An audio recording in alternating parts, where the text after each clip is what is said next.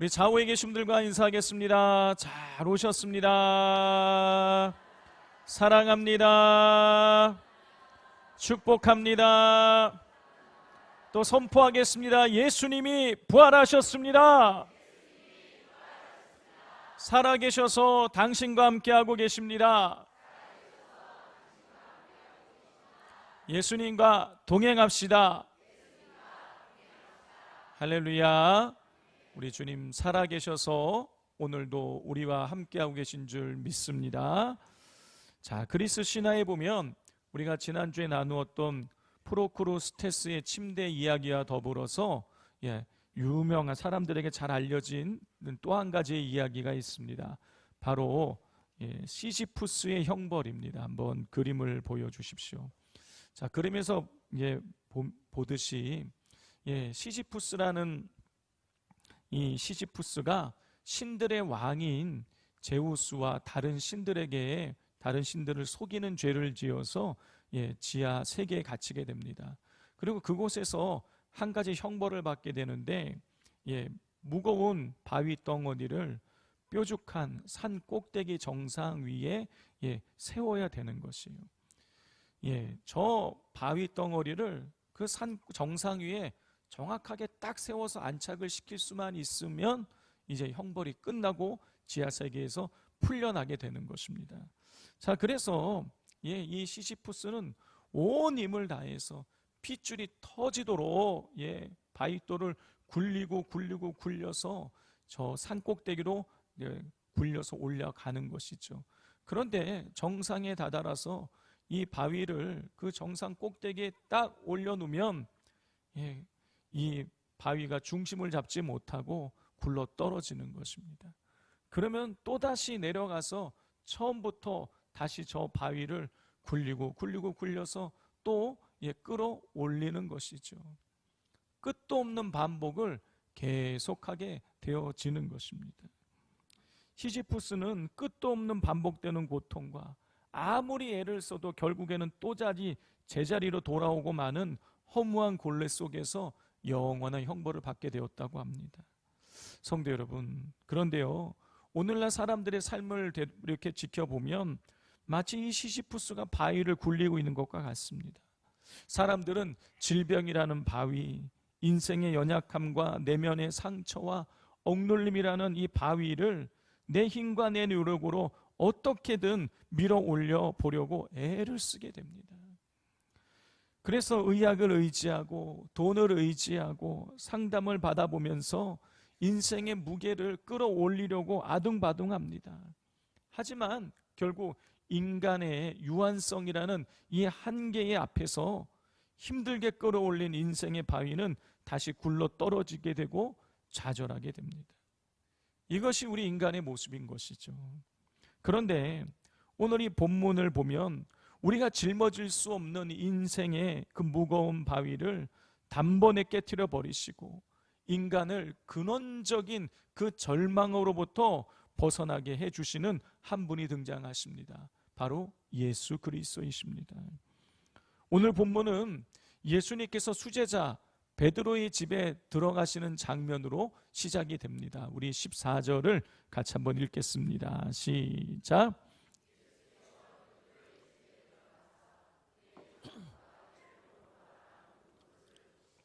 성도 여러분, 예수님께서 베드로의 집에 들어가셨을 때 그의 장모가 열병으로 앓아 누워 있었습니다. 당시에 이 베드로의 집은 가버나움에 있었어요. 그런데 이 가버나움 주변에는 늪지대가 많이 있었고 그로 인해서 이 말라리아와 같은 아주 지독한 열병이 종종 발생하곤 했다고 합니다. 여러분, 이 말라리아로 인한 이 열병은요, 사람의 이 체액을 마르게 해서요, 심하면 결국 목숨을 앗아간다고 합니다. 자, 그렇기에 그런 심한 열병을 이 장모가 앓고 있었기 때문에 손 하나 깐딱하지 못하고 그렇게 침상에 갇혀 앓아 누워 있었습니다. 자, 그런데 여러분, 이 14절 마지막을 보면 예수님께서 이 베드로의 장모가 그 열병으로 앓아 누워 있는 것을 보셨다라고 기록이 되어져 있어요. 성도 여러분, 우리가 아픈 사람을 보면 어떻게 합니까? 안타까워하지요. 그리고 위로합니다. 그리고 손 잡아줘요. 그런데 어떻습니까? 그게 전부인 거예요. 아무리 사랑하는 사람이라고 할지라도 대신 그 병을 알아줄 수도 없고요. 아파줄 수가 없어요. 우리는 병을 고쳐줄 수가 없습니다. 그런데 예수님은 다르셨어요. 예수님은 연약함을 보시고 그냥 지나치지 않으셨습니다. 우리 15절을 같이 한번 읽겠습니다. 시작.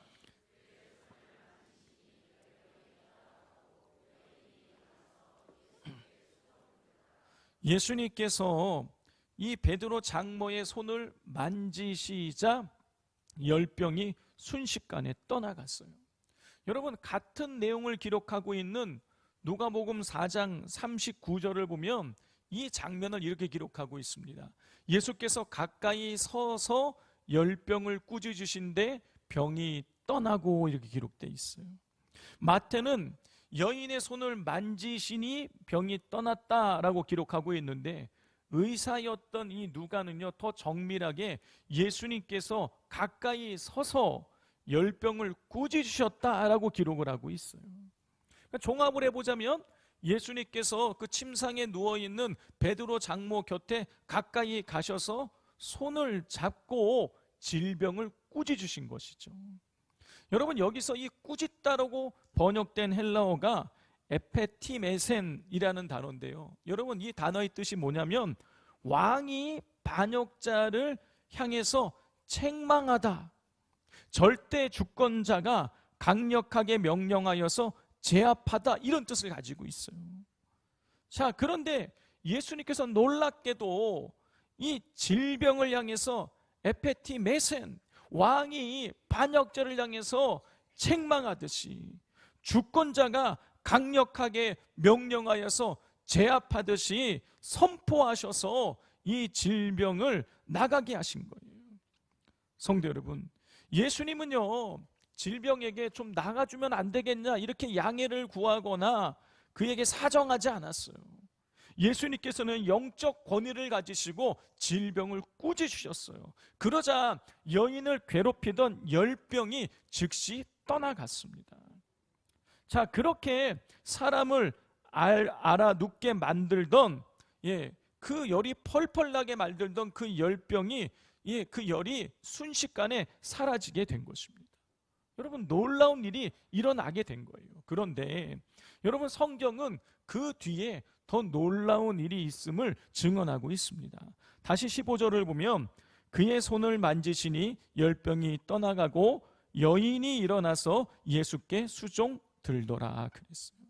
여러분, 열병이 떠나가자 여인이 일어나서 예수님께 수종을 들었어요. 분명 14절에서 베드로의 장모가 열병으로 앓아 누워 있었다라고 기록을 하고 있어요. 손님이 왔음에도 불구하고 누워 있었다라는 것은 그만큼 병이 중했다는 뜻인 것이죠. 그런데 예수님께서 열병을 꾸짖어서 병이 떠나가게 되자 그 여인이 즉시 일어나서 예수님께 수종을 들었어요. 누가복음을 보면은요, 이 여인이 예수님만 수종을 든 것이 아니라 같이 왔던 제자들을 섬기고 이 수종을 들었다라는 것을 우리가 알 수가 있습니다. 성도 여러분, 아마 지금까지 살아오시면서 심하게 고열에 시달리신 적이 있으실 겁니다. 뭐 하루 정도가 아니라 2, 3일 정도 계속 고열이 나서 심각하게 시달리셨던 분들이 계실 거예요. 여러분, 그렇게 고열이 막 나다가 열이 떨어지게 되면 어떻게 됩니까? 살 것 같아요. 그러나 힘은 없습니다. 며칠 동안 그 고열에 시달리면서 병과 싸우느라고 몸이 지쳐있고 또 제대로 먹지 못했기 때문에 여러분, 몸에 힘이 없을 수밖에 없어요. 자, 그렇기에 이 열이 떨어져도요, 여러분, 즉시 일어나 활동하는 건 무리인 것입니다. 기력이 회복할 시간이 필요한 거예요. 그런데 여러분, 베드로의 장모는요, 병이 떠나자마자 즉시 자리를 털고 일어나서 예수님과 제자들을 대접하면서 수종을 들었어요. 이 장면을 보고 종교개혁가인 존 칼빈은요, 예수님의 치유의 완전성이라고 그렇게 말했습니다. 여러분, 그래요. 예수님의 치유는요, 조금 증상이 호전되고 많은 그런 어설픈 치유가 아닌 것입니다. 예수님의 치유는요, 질병으로 인해서 파괴되었던 인간의 육체와 기력과 세포 하나까지 완벽하게 복원시키는 완전한 치유인 것이에요. 자, 그렇기에 예수님의 치유가 일어나면은요, 즉시 후유증 없이 건강했던 상태로 돌아가게 되는 것입니다. 여러분, 성경을 보면은요, 안진병이가, 걷지 못하던 안진병이가 예수의 이름으로 치유가 선포되자 즉시 일어나 걷게 되는 거예요.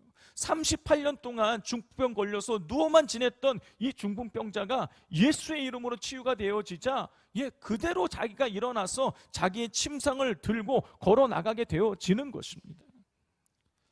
여러분, 이전 교회에서 있었던 일을 제가 한번 말씀드린 적이 있어요. 여러분, 어느 날 한 권사님께서 아킬레스건이 끊어져 가지고 반기부스를 하고 목발을 짚고 교회에 오신 거예요. 이제 내일 수술하는 날인데 교회 가서 예배 드리고 싶어서 그렇게 기부스하고 교회로 온 것입니다. 그런데 그날 이 설교가 끝나고 나서 담임 목사님께서 아픈 곳 있으면 손으로 얹으라고 그렇게 다 얘기를 하시고 목사님께서 병 치유라는 기도를 드리셨어요. 근데 이 권사님께서 자기 그 아픈 아킬레스건에 손을 얹고 기도를 하는데 막 이 다리가 뜨거워지는 게 느껴지더라는 거예요. 그리고 기도가 다 끝나고 났는데 이 아킬레스건이 붙었다는 생각이 들더라는 거예요. 그리고 나서 진짜 걸어보니까 걸어지더라는 거예요. 그래서 수술하는 날 월요일 날 가가지고 의사한테 이거 붙었습니다 그랬더니 말도 안 되는 소리 하지 말라고. 그래서 아니라고, 나 이게 걷지 않냐고, 아프지 않다고. 그 의사가 놀라서 진짜 엑스레이를 찍어봤더니 붙은 거예요. 여러분, 예수님의 치유는요 완전한 것입니다. 예수님의 치유하시면 즉시 모든 것이 건강했던 상태로 돌아가게 되어지는 것이에요. 자, 그런데 이 질병이 떠나자 여인이 일어나 수종을 든 것은 예수님의 치유의 완전성 말고 또 다른 메시지를 우리에게 주고 있습니다. 그것은 예수님의 치유가 우리에게 사명을 회복시킨다라는 것이에요. 성도 여러분, 죄와 질병과 연약함은요 우리를 무기력하게 만들 뿐만이 아니라 사명을 감당하지 못하게 만듭니다. 그런데 예수님께서 만져주시고 말씀해 주시고 그리고 회복시키시면 다시 일어나 섬기면서 사명을 감당하게 되어지는 것이에요. 성도 여러분, 진정한 자유는요 내 문제만 해결되는 것이 아닙니다. 진정한 치유는요 내가 다시 주님을 섬기는 사람으로, 사명자로 다시 일어나는 것이에요. 여러분, 이게 복음인 것입니다. 예수님이 찾아오시면 우리 인생의 모든 연약함의 사슬이 끊어져 나가게 되고 다시 사명자로 서게 되는 것입니다. 자, 예수님께서 베드로 장모의 열병을 고치셨다라는 이 소문이 삽시간에 가버나움에 있는 이 동네 구석구석으로 번져나가게 되었어요. 그리고 그날 저녁에 놀라운 광경이 펼쳐지게 됩니다. 우리 16절을 같이 한번 읽겠습니다. 시작.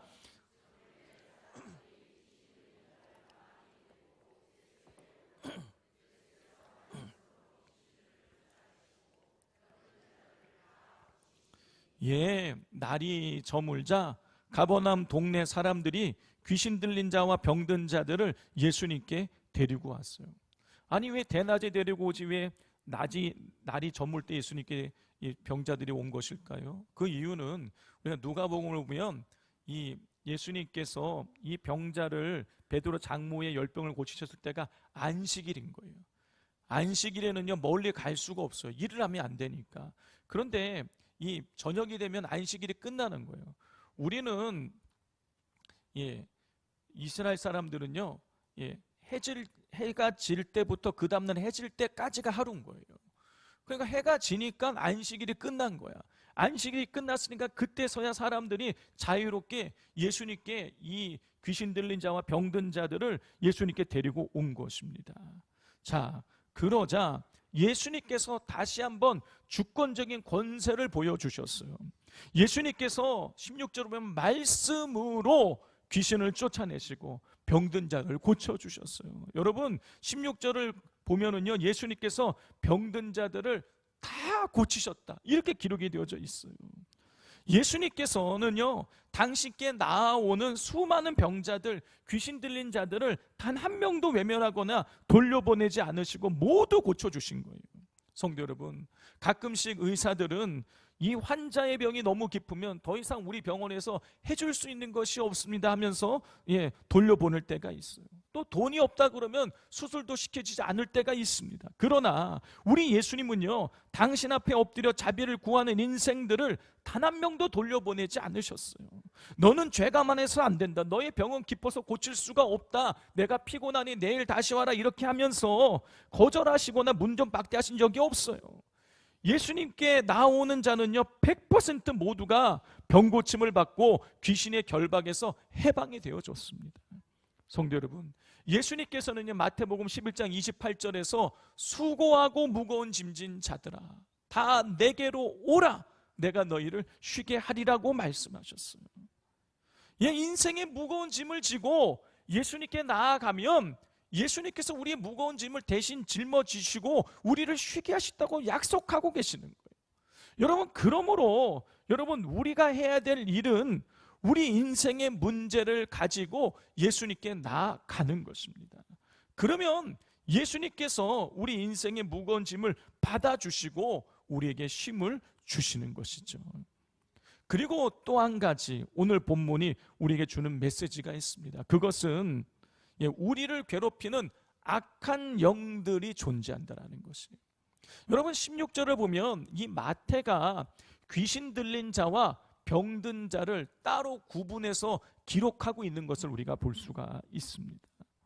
여러분, 인간이 질병 때문에도 고통을 당하지만 악한 영으로 인해서도 고통을 당할 수 있다는 것을 성경이 우리에게 보여주고 있는 것이에요. 여러분, 악한 영이 있는 것입니다. 그런데 여러분, 오늘날 이 시대는요, 이 사실을 인정하지 않아요. 이 세상은요, 여러분, 이 악한 영이 있다, 영적인 이 악한 영들이 있다고 얘기하면 그거 다 만들어낸 이야기고 미신이라고 그렇게 치부해 버립니다. 그런데 성경은요, 분명히 선언하고 있어요. 공중의 권세 잡은 이 악한 영들이 존재한다는 사실을 우리에게 명확하게 가르쳐주고 있습니다. 여러분, 이 악한 영들은요, 수단과 방법을 가리지 않고 우는 사자와 같이 삼킬 자를 찾고요, 삼킬 자를 찾으면 여러분, 그 인생을 통째로 삼키고 괴롭히게 되는 것입니다. 성도 여러분, 이 귀신, 다시 말해서 이 악한 영들은 인간에게 평안을 주지 않습니다.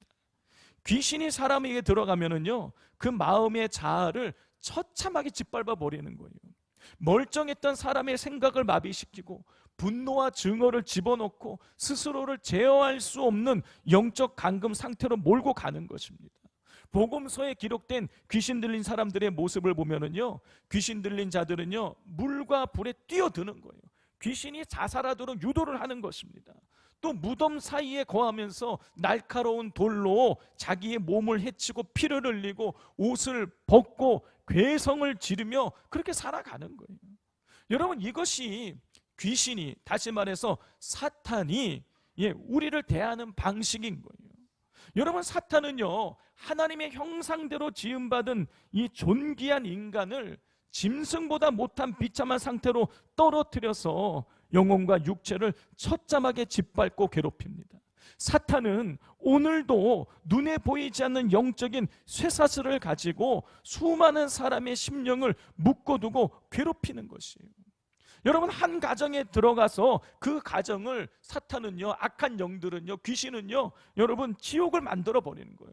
부부 사이를 이간질하여 깨트리고 부모와 자녀 사이에 원망을 불어넣고 멀쩡했던 영혼이 끊임없는 우울함과 중독과 자살 충동을 느끼도록, 그래서 인생을 송두리째 파멸로 이끌어가는 거예요. 여러분, 아무리 돈이 많고 아무리 권력이 있고 아무리 많은 것을 배웠다고 할지라도 이 악한 영에 사로잡히게 되면 여러분, 그 누구도 스스로의 힘으로 그 비참한 괴롭힘과 사슬에서 빠져나올 수가 없습니다. 여러분, 그러나 두려워할 필요가 없어요. 여러분, 오늘 본문을 보세요. 그 수많은 귀신이 예수님 앞에 오자 어떻게 되었습니까? 예수님께서 말씀으로 선포하시자 귀신들이, 예수님께서 말씀으로 꾸짖으시자 귀신들이 다 쫓겨 나갔어요. 예수님의 거룩하고도 압도적인 영적인 권세 앞에 악한 영들은요 다 쫓겨 나갈 수밖에 없었습니다. 성도 여러분, 예수님 앞에서는요 그 어떤 사탄도 왕노릇할 수 없어요. 예수님이 계신 곳에서는요 어둠이 순식간에 떠나가고 하나님의 통치와 평안이 임하게 되어지는 것입니다. 자, 이 부분에서 우리는 이 귀신 들림과 정신병 현상을 여러분 분별할 수 있어야 되는 것입니다. 여러분, 모든 질병이나 모든 정신적 고통을 귀신의 역사라고 치부해버리면 안 되는 것입니다. 우울증과 공황장애와 조현병과 같은 정신질환은 반드시 의학적인 치료와 돌봄이 필요해요. 자, 그렇다면 우리는 이 귀신 들림과 이 정신병이라는 이 현상을 어떻게 분별할 수 있을까요? 자, 첫 번째로 여러분, 이 병이 발생하는 근원적인 원인이 다른 거예요. 정신병은 개인적인 깊은 상처나 스트레스나 뇌의 신경 전달 물질 분비에 이상이 생겨서 나타나는 현상인 거예요. 반면에 귀신 들림은요, 인간의 연약함 때문에 생긴 병이 아니라 악한 영이라는 외부의 인격적인 존재가 사람의 영혼과 육체에 강제로 침범하여서 그의 자아를 완전히 장악하고 조종하는 영적인 이 감금 상태를 말하는 것입니다. 자, 두 번째로 치료와 의학적 처방에 대한 반응이 완전히 달라요. 여러분, 정신병은요, 이 약물 치료나 체계적인 상담을 받으면 뇌의 호르몬이 조절이 잘 되어져서 눈에 띄게 이 증상이 호전되고 안정을 찾게 돼요. 그러나 귀신 들림은요, 아무리 강력한 정신과 약물을 투여해도요, 치료를 해도요, 전혀 소용이 없어요. 오직 영적인 선포와 부르짖는 기도, 예수 그리스도의 권세 앞에서만 그 악한 실체를 드러내면서 치유가 일어나게 되는 거예요. 세 번째, 가장 결정적인 차이인데 예수 그리스도의 이름에 대한 반응이 다른 것입니다. 정신병을 앓는 환자들은요, 예수님의 이름이나 십자가, 예배와 찬양을 접할 때에 개인적인 거부감을 표현할 수는 있지만 영적으로 공포를 느끼지 않아요. 그러나 귀신 들린 자들은요, 예수의 이름이 선포되거나 복음이 선포될 때에 그 배후에 있는 악한 영이 정체를 숨기지 못하고 발작적인 반응을 보이게 되어지는 것입니다. 제가 예전에 경험했던 일이에요. 저희 형이 한참 문제를 많이 일으키고 다니고 그러니까 아버지와 저랑 어머니는 밤마다 산기도를 갔단 말이에요. 근데 기도원 갔다가 어느 날 딱 내려왔는데, 아니 우리 집에 잘 오지도 않던 친척분 한 분이 와가지고 우리 형을 가지고 막 기도를 시키고 있는 거예요. 와, 형이 막 울면서 기도를 하고 있는 거예요. 그 모습을 보고 우리 어머니 아버지는요, 드디어 이 아이가 정신을 차리는구나 하면서 막 눈물을 흘리고 막 같이 기도를 하시는 거예요. 그런데 제 마음속에 하나님께서 이게 아니라는 거예요. 이건 성령의 역사가 아니라는 확신을 저한테 주시는 거예요. 그래서 제가 그 친척 어르신을 향해서 나사렛 예수 그리스도를 명하노니 사단아 물러가라 명했더니 정체를 확 드러내는 거예요. 여러분, 이 악한 사탄은요, 예수 그리스도의 이름에 발작을 일으키게 되어 있어요. 이걸로 우리 정신병과 이 귀신 들린 자들을 구분해야 되는 것입니다. 마지막 네 번째로 인간의 한계를 뛰어넘는 초자연적인 현상이 있느냐 없느냐를 보면 알 수가 있어요. 여러분, 정신질환을 앓는 분들은요, 인지 능력이 조금 떨어지거나 또 약물로 인해서 환각 증상이 일어나서 이상한 말들을 할 수가 있어요. 하지만 그 자기가 원래 가지고 있었던 지식의 한계를 뛰어넘지는 못합니다. 그런데 귀신 들린 사람들 중에는요, 가끔씩은요, 한 번도 배워보지 않았던 외국어를 유창하게 갑자기 하게 된다라든가, 갑자기 어떤 사람의 과거나 그 죄 지은 것을 소상히 알게 된다라든가, 이런 일들이 일어나는 거예요. 또 어떤 경우는요, 갑자기 막 괴력을 막 발휘하게 되는 것입니다. 이전 교회에 있었던 일이에요. 제가 금요 기도회를, 금요 철야를 참석하고 있는데 갑자기 막 호출이 와가지고 지하실로 내려가 봤더니 중학교 2학년 여자아이, 한 키가 150 정도 되는 그 여자아이가 귀신이 들려 있는 거예요. 그래서 목사님 두 분이 이 아이를 데리고 축사를 하는데, 덩치 크신 목사님이 이 아이 여자아이를 뒤에서 이렇게 잡고 있고, 다른 목사님이 이 아이의 눈을 보면서 축사를 하고 있는데요, 이 아이가요, 중학교 2학년 여자아이, 150밖에 안 되는 이 여자아이가 갑자기 우악 이렇게 하면은요, 그 덩치 큰 목사님이 나가 떨어지는 거예요. 저도 같이 붙잡았어요. 같이 붙잡았는데요, 둘 다 나가 떨어지는 것입니다. 여러분 정말 믿어지지 않으시겠지만 그날 축사를 하는데요, 이 눈물샘 근처에서 더듬이가 이렇게 뿜어져 나오는 거예요. 여러분, 이 귀신의 역사는요, 인간이 가지고 있는 능력을 뛰어넘는 거예요. 여러분, 귀신 들림과 정신병은요, 분명히 다른 거예요. 하지만 여러분, 우리가 명심해야 될 것은요, 정신병이든 귀신 들림이든 그 모든 고통의 배후에는 인간을 무너뜨리려는 사단의 방해가 있다라는 사실인 것입니다. 여러분, 우리 눈에 보이지 않지만 여러분, 악한 영은 싫지 않은 거예요. 여러분, 악한 귀신은 지금도 우는 사자와 같이 삼킬 자를 찾으며 성도들 마음속에 우울함을 집어넣고 분노를 집어넣고 가정을 파괴하면서 정상적인 삶을 살지 못하도록 끊임없이 방해하는 것입니다. 그러나 우리가 두려워할 필요가 없어요. 왜냐하면 귀신이 아무리 날뛰고 질병이 아무리 깊다고 할지라도 천지의 주제이신 예수 그리스도의 말 한마디에 쫓겨나가기 때문인 것입니다. 자, 이제 오늘 이 본문의 결론을 같이 나누기를 원합니다. 마태는요, 예수님께서 이 병을 고치시고 귀신을 쫓아내신 이 모든 사건이 우연히 일어난 일이 아니라고 선언을 하는 거예요. 자, 우리 17절을 같이 한번 읽어보겠습니다. 시작. 이는 선지자 이사야를 통하여 하신 말씀에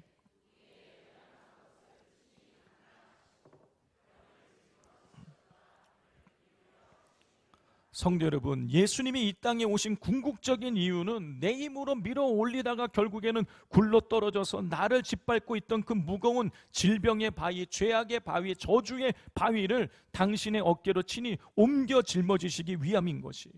그리고 실제로 예수님께서는 골고다 십자가 위에서 당신의 육체가 찢기고 피 흘리심으로 우리가 짊어져야 될 그 죄와 질병의 대가를 완벽하게 담당해 주셨어요. 여러분, 이것은 이미 이사야서에 예언된 일이었습니다. 이사야 53장 5절이에요. 그가 찔림은 우리의 허물 때문이요 그가 상함은 우리의 죄악 때문이라. 그가 징계를 받음으로 우리는 평화를 누리고 그가 채찍에 맞음으로 우리는 나음을 받았도다. 성도 여러분, 예수님께서 우리 모두의 질병과 우리의 죄악과 우리의 모든 저주를 다 짊어지시고 이미 십자가에서 다 해결해 주셨어요. 여러분, 우리가 해야 될 일은요, 예수님 앞에 우리 인생의 그 무거운 짐을 짊어지고 가서 예수님 앞에 내려놓는 것입니다. 여러분, 16절을 보면은요, 여러분, 사람들이 환자들을 데리고 예수님께 왔을 때 그때 예수님께서 고쳐 주셨어요.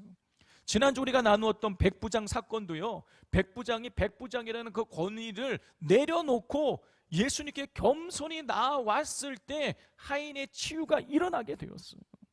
예수님은 당신께 나아오는 영혼을 단 한 사람도 차별하지 않으시고 그 어떤 질병과 아픔도 더럽다고 늦었다고 하면 외면치 않으십니다. 예수님께 나아오기만 하면, 엎드리기만 하면 주님의 치유의 손길은 단 한 명의 예외도 없이 모두에게 다 임하게 되어지는 것이에요. 그러므로 우리가 해야 될 일은 겸손히 주님 앞에 나아가서 엎드리는 것입니다. 나의 상황을 아뢰는 것이에요. 그러면 주님께서 우리를 괴롭히는 질병을 꽂아주시고, 우리의 마음의 우울함을 꽂아주시고, 우리의 가정을 불화하게 만드는 모든 어둠의 영들을 꽂아주셔서 쫓아내시고 우리를 다시 사명의 자리로 세워주실 것입니다. 자, 그러므로 여러분, 우리가 가장 먼저 해야 될 일이 뭐냐? 내 마음에 있는 무거운 짐을 예수님께 아뢰는 것입니다. 주님께 아뢰면 주님께서 그 무거운 짐을 대신 짊어지시고 우리를 자유케 하시고 우리의 사명을 회복시켜 주실 것입니다.